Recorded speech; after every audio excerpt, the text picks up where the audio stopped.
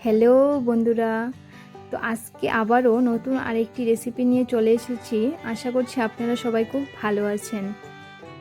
তো দেখতে থাকুন পুরো ভিডিওটা এবং ভালো লাগলে অবশ্যই চ্যানেলটিকে সাবস্ক্রাইব করে দেবেন।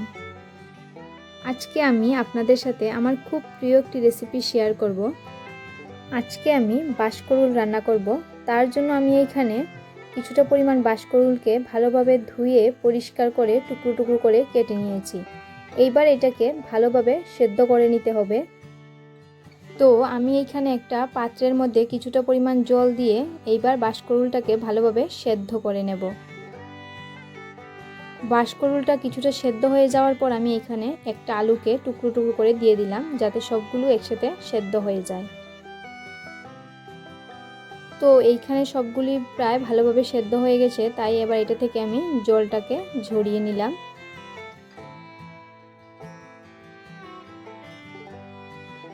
এই দিকে আমি একটা কড়াইয়ে দিয়ে দেব কিছুটা পরিমাণ সর্ষের তেল। তারপর তেলটা গরম হয়ে আসলে এটার মধ্যে দিয়ে দেব পেঁয়াজ কুচি। পেঁয়াজটাকে এইবার কিছুক্ষণের জন্য ভালোভাবে ভেজে তার মধ্যে আমি একে একে সব ধরনের মশলা দিয়ে দেব।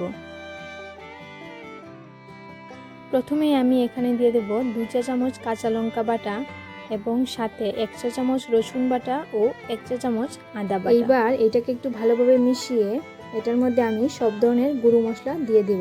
তার জন্য প্রথমেই দিয়ে দিলাম এখানে 1.5 চা চামচ শুকনো লঙ্কার, 1 চা চামচ হলুদ গুঁড়ো এবং 1 চা চামচ জিরে গুঁড়ো ও ধনে গুঁড়ো। মশলাটা যেন পুড়ে না যায় তার জন্য আমি এখানে সামান্য পরিমাণ জল দিয়ে মশলাটাকে ভালোভাবে কষিয়ে নেব।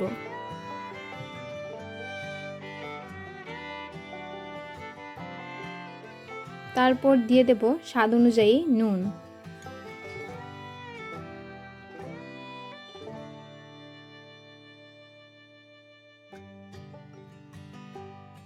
মশলাটাকে ভালোভাবে কষিয়ে তারপর আমি এইটার মধ্যে সেদ্ধ করে রাখা বাঁশকরুল ও আলুগুলো দিয়ে দেব।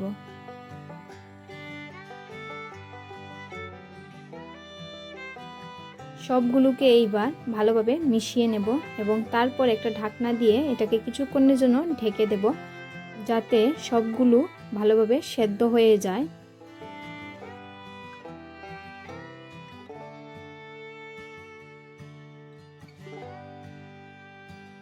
এইভাবে কিছুক্ষণ রান্না করার পর আমি ঢাকনা তুলে এটাকে এখন ভালোভাবে কষিয়ে নেব।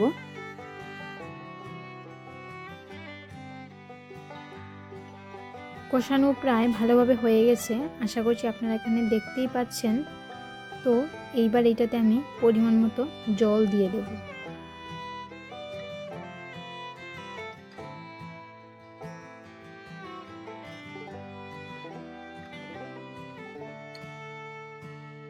এইবার আবারও ঢাকনা দিয়ে ঢেকে কিছুক্ষণের জন্য ঝোলটাকে ভালোভাবে ফুটিয়ে নেব। রান্না প্রায় কমপ্লিট। তো সবশেষে আমি এখানে 1 চা চামচ গরম মশলা দিয়ে তরকারিটাকে নামিয়ে নেব।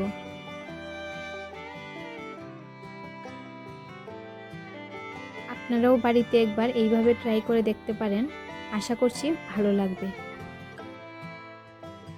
তো চলুন আজকের ভিডিওটা আমি এখানেই শেষ করছি এবং ভালো লাগলে অবশ্যই লাইক, কমেন্ট, শেয়ার এবং সাবস্ক্রাইব করে দেবেন।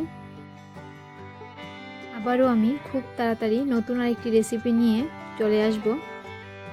সবাই ভালো থাকবেন, সুস্থ থাকবেন এবং চ্যানেলটিকে অবশ্যই সাবস্ক্রাইব করে দেবেন।